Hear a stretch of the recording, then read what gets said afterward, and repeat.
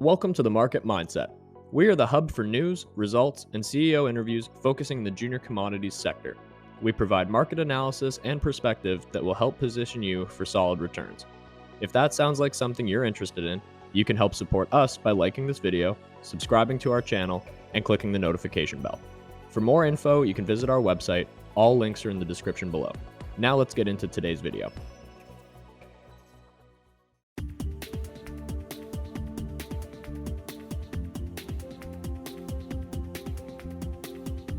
Good morning, it's Andrew with The Market Mindset. It's my pleasure to speak with Cristiano Veloso of Verde Agritech.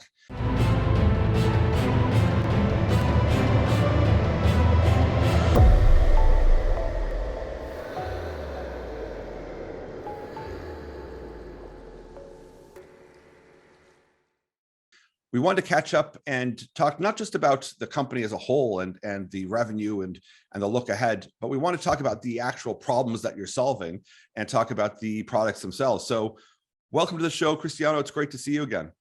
Hi, Andrew. It's a pleasure to be here again.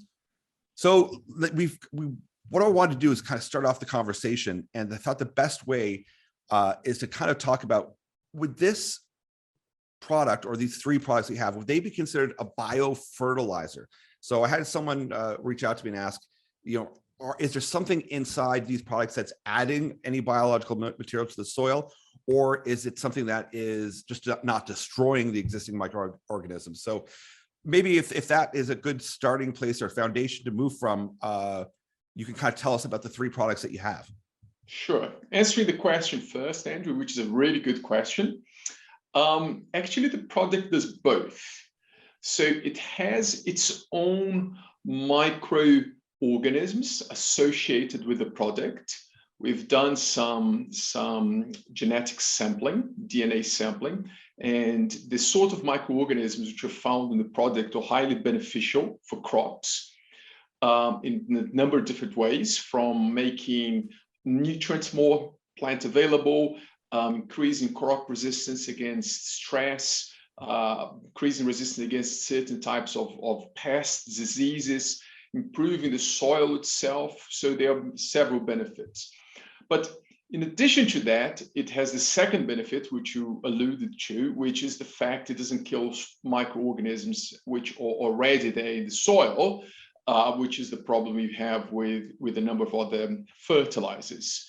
What we are also working on, and would be something very exciting, is to start adding other microorganisms to the product as well, and using the product as a vehicle for repopulating the soil microbiome with beneficial microorganisms. So that is the answer to the first part of your question.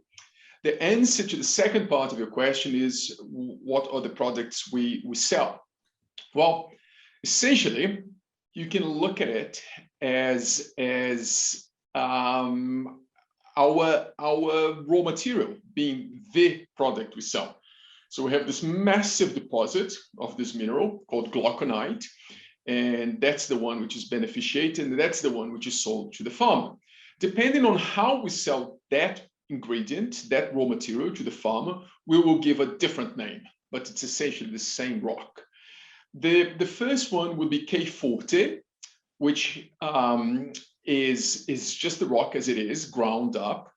That product, when it is exported, we give the name of super green sand. Super green sand. So anyone who goes on Amazon.com or Amazon.ca can find a bag of super green sand, which is our product. And that's the same one which you get sold to the Brazilian farmers, but with the name of K40. Yes. Product number two is BAX. For BAX, in addition to this main ingredient, we also add other ingredients, other fertilizers to the product. So, for example, we may add sulfur to the product by buying residue sulfur, industrializing it into fertilizer grade sulfur. We may add boron by buying ulexite, processing it with our product, and then selling it as bags with sulfur and boron. So that's product number two. Product number 3, it's again just the same rock, but this time we grind it really, really, really fine. And there's a number of research where some professors have applied this product to as foliar application. So instead of applying the product in the soils, they apply it, they pulverize it over leaves, plant leaves. And that also has a number of benefits of agricultural impact as a result of this last product, which is called Siliciforte. So those are our products, Andrew. That's pretty cool. That what does each of them, do they work better in certain scenarios or in certain types of land or certain types of products? Are they designed kind of like with kind of ideal customers in mind? Yes. So, for example, BACs, we can customize the product depending on specific soil needs. Excuse me. So if the farmer needs a little bit more sulfur, we can add more boron or whatever the nutrient is in addition to potash. For K-Forte, if it's the farmer just wants potash in this season, that's the only nutrient they're applying. And then finally, Siliciforte, which is more to do with increasing crop resistance against pests, diseases, abiotic stress via foliar application. Very cool. That's very interesting. So this, I mean, just talking about the science of fertilizer and soil, it's becoming a lot more mainstream nowadays. And how does this, if you can kind of walk us through, how does this help the existing soil that you have? Because I think a lot of people, even if they don't understand the space, they've seen some either Netflix shows or they've seen things on like, have we deteriorated our soil, you know, beyond comprehension, or can we build it back? And is this the type of product where it's like, yeah, we can start building it back by applying these types of products and techniques? What happens with agricultural soils is 100% consumer driven. So when you go to the shop and you buy a very good looking apple, bring it home, give it to your children, you know, you're doing something good for your family by feeding them this very good looking apple. That's what the farmer gets paid for. So the farmer is paid to produce something big, size, and that looks good. For it to look good, the farmer will apply pesticides. For it to be big and heavy, he will only apply to the fields the nutrients which are responsible for weight.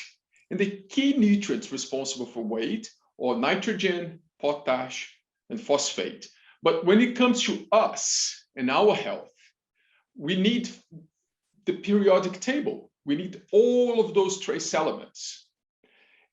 The problem is, going back to agricultural soils, farms, that land has been cultivated for generations, several years, year after year. So all of those important trace elements, they are depleted from the soil. They've already been extracted over the years. There's very little left. And the only nutrients farmers get paid to put back are the 3 essential macronutrients: nitrogen, phosphate, and potash. Some might also add the secondary macronutrients: calcium, magnesium, and sulfur. Some of them might add some micronutrients like boron, copper. Some of them might add zinc, but all of those nutrients they're adding back are only nutrients which they're looking to be converted into yield, into bigger and better looking fruit. The rest of the periodic table, the other 70 plus elements, which do nothing or very little in terms of growing more food, but do a lot in terms of our health, there's no incentive for farmers to reapply that to soils. So what we do with our product is, in addition to the nutrients the farmers are already paying to apply, we also supply all of those other trace elements. But all of those trace elements, they're supplied free for the farmer. He doesn't need to pay anything. So even without knowing, the farmer is enriching the soil. And even without you knowing, you then will start buying much healthier food, much more nutritious food than you were before. And how I found out about all of that was one of our customers in the US who was importing our product turned out to be from something called Bionutrient Food Association. And talking to them, he was the one who explained to me, we buy your product because then we can remineralize our soils, and then we can start growing healthier food. And we have some customers here in the US that will be buying products from us because they know it's healthier. So it's a niche market, and they were paying, of course, a lot of money to import our product from Brazil to the US. Like all you guys are going to be paying a lot of money to buy it from Amazon or other retailers. But it's different to how we sell it in Brazil, because when we sell those products in Brazil, we only price it for the Brazilian farmers according to its potassium content. So that the cost then would be significantly less.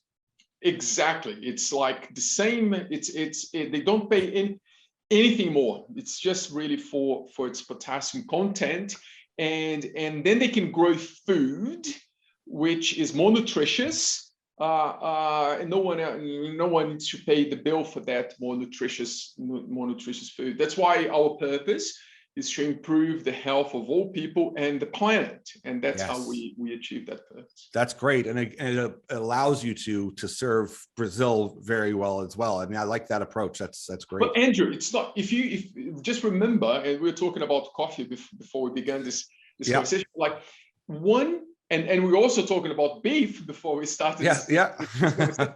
Just bear in mind that every day, 1 in each 5 food items you eat or drink will most likely come from Brazil. Really? It's the world's biggest food exporter. Coffee, it grows enormous. 70% of all coffee grown in the world, and beef, it's the world's biggest beef exporter. Chicken and sugar, orange. So corn is the 2nd or 3rd largest exporter. So every day, 1 in each 5 items is guaranteed to come from Brazil. That is very interesting. So that's by proxy, you're feeding the rest of the world as well. That's why our purpose is to improve the health of all people and the planet, not just the Brazilian people who are eating healthy food. Because of the exports, the whole planet eating healthier. That's excellent. That's great. And the other thing I wanted to throw in there, because I think I saw it on the site too, is that you've been recognized too that this product can be sold and specifically kind of labeled under organic farming as well. So that is a tougher kind of height to pass by or pass through as well, to be recognized that this could be used on any organic farm. Yes. So it's approved for organic agriculture, all our products. Well, great. I just have one more question, which was, I guess it's sort of related, but it's kind of ties it all back to you getting the product out, was that I think in one of the statements, it showed that a significant cost, it may even be up as high as like 80% of the cost of a sale is in the transportation or shipping out of the product. So that's, obviously the transportation cost of getting the product out is pretty high. Now that may not be the exact number, but I think you'd mentioned that sounds about accurate, that yes, shipping and freight and getting the product out is a major cost. Yes, it's a major cost, but that's just because our production itself is extraordinarily cheap. So to produce the product, you're scooping the material off the ground, you're crushing, you're grinding it, and then transporting it to farmers. So the first stage of the process, you're looking at, in Canadian dollars, about 10 Canadian dollars, if that much, from production. And then transportation, if you think about Brazil being a continental country, sometimes you need to transport the product much further away. Then you have an average transportation cost of approximately $30. So yes, for that calculation, transportation costs will account for a big component. But the key point is, yes, it's $30 plus your production costs around $10. It's $40. When we sell the product, for 850 divided by 6 in US dollars. It's about 140 Canadian dollars. So we're still making $100 for every ton of product sold. I mean, that's just a fact of life. I mean, the transportation cost of goods is always a challenge. If someone's buying it off of Amazon, we're incurring the costs on our end, but in Brazil and shipping around Brazil, there would be just naturally, that would be a big cost point. And I can't imagine now, you could tell me this as well, is there a way of making that, is there room to make that more efficient? Can it get smaller? Can you close the gap? Or is it like, no, that's a fixed cost, that's just going to be high? No, it is always going to be what it is. What you need to remember is that how we sell our product is by going to the farmer, working out how much he currently pays for imported potash. Then we work out how much our product has to be delivered to his farm, so he carries on paying the same. Yeah. And making the difference in terms of like as a profit. So if the farmer is very close to the mine, we make more money because the transportation cost is lower. If the farmer is far away from the mine, of course we're going to make less money because transportation cost is higher. So it's all about your average transportation cost, which at the moment makes it an extraordinarily profitable business. Excellent. Well, thank you so much for spending some time with us. I wanted to just kind of get a quick run through the product ranges so people, get a little bit more interested and get to see how this works, because we keep on yelling to people that the stuff that you think is boring right now, that you think, oh, we've figured all that out, we solved all that, is not the case. That there's so much work that needs to be done with food, and we're coming into, food shortage, periods of time here. We see transportation costs up in Canada through the roof, and freight costs are massive. So I wanted people to pay more attention to some of these foundations of life that we think and we take for granted that, no, we've solved that problem, because a lot of it has to be reimagined, and products like this that help to increase not only the yield, so you make a bit of profit, but the actual nutrients to make healthy food. People need to pay a lot of attention to their health. And this is a big step towards that. Yes, Andrew. And the other point we can't forget right now is the world's talking about what sanctions will be issued against Russia. Yes. And Russia and Belarus together, they account for about half of all globally traded potash. So we might be in a situation very soon where half of all that global supply of potash is taken out of the market. And then let's hope the Canadians carry on being, friendly enough not to raise potash price, because then Canada becomes essentially the only supplier of potash to the world. Prices are already really high, and they might be going higher soon. Good, excellent point. Well, thank you so much, Cristiano. Enjoy the rest of your day, and I really thank you for the time and educating us. Thanks very much, Andrew. Thanks, everyone. Bye-bye. Take care. Bye-bye.